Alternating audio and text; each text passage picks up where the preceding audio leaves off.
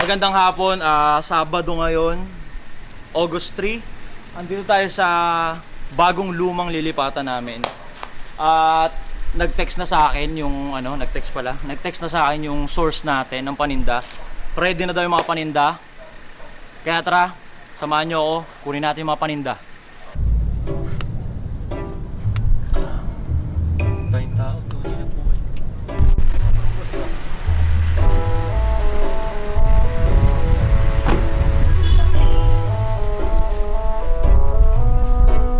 Dito na tayo sa source ng paninda. Kunin na natin yung paninda para maipato na sa mga consumer.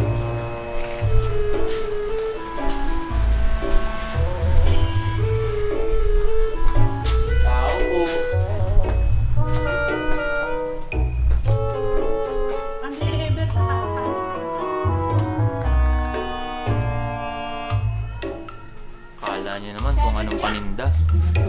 Hindi, safe lang yan, safe lang yan. Akala niya naman kung anong paninda yung sinasabi ko. Patas tayo dito, patas tayo. Pero quality yung paninda natin. Sobrang patas natin. Yung pera na ibabayad nyo, susuklian natin ng solid na paninda. Wow!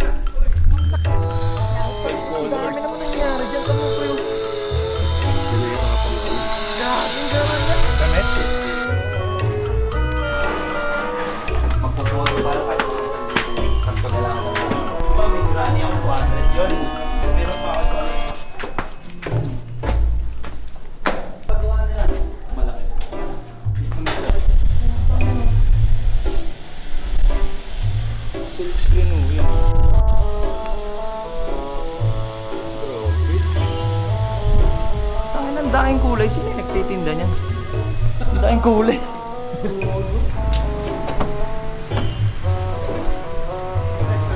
Oo, sige bossing.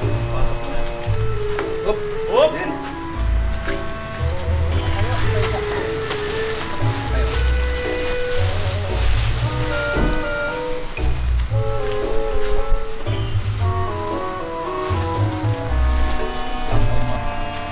Legal na paninda. 100% US cotton. Dadandong.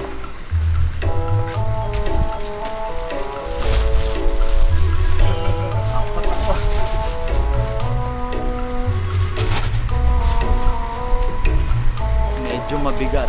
Nabibigatan sila kasi 100% US cotton, 230 GSM.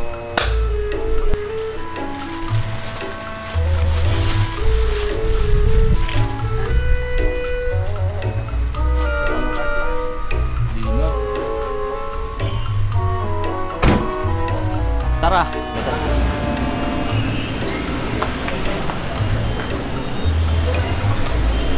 Sabi ko okay lang, sige.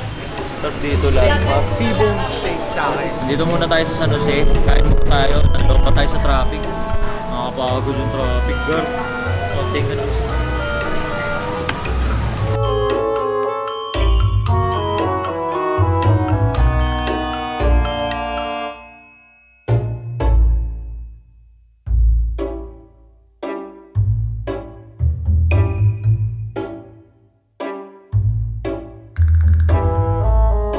At andito na ulit tayo ngayon sa aking supposedly physical store.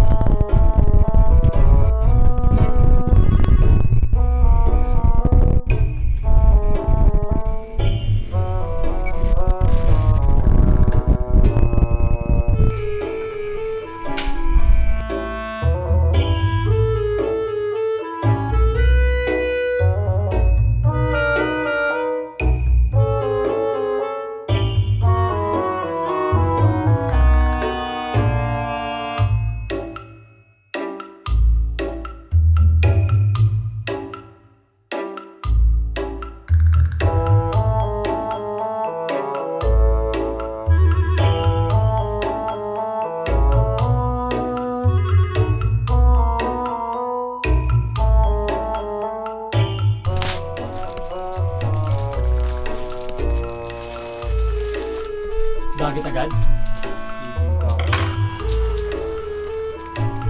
Kukuha lang tayo ng tigi-tigisang 3x8 each size. Bali tatlong size yan.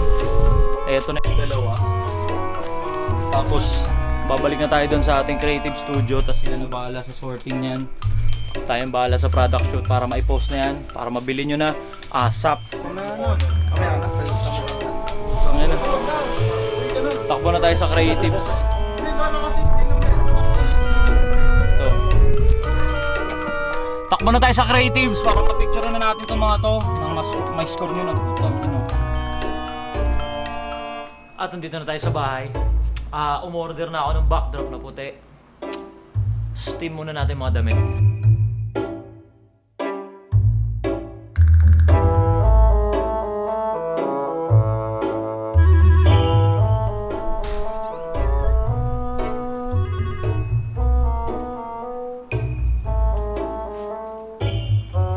Ito na yung magiging backdrop natin, yung plain white, parang high minds.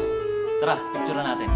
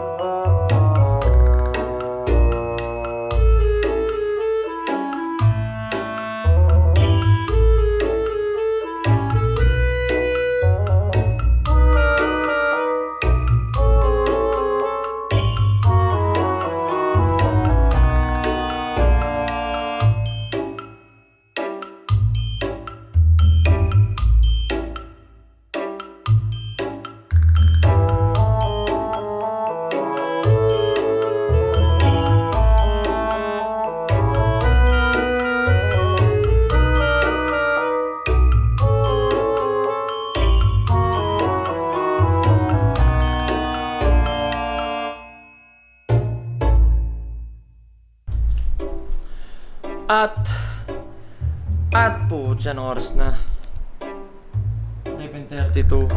At post na rin natin. Posted na rin yan dyan. Yung tatlong bago natin. Itong tatlong bago na to. Yan, itong tatlong bago na to. Posted na yan, so sa TikTok shop, wala sa Lazada, wala sa Shopee. Dito ko muna tatapusin itong vlog na to. Yun lang muna.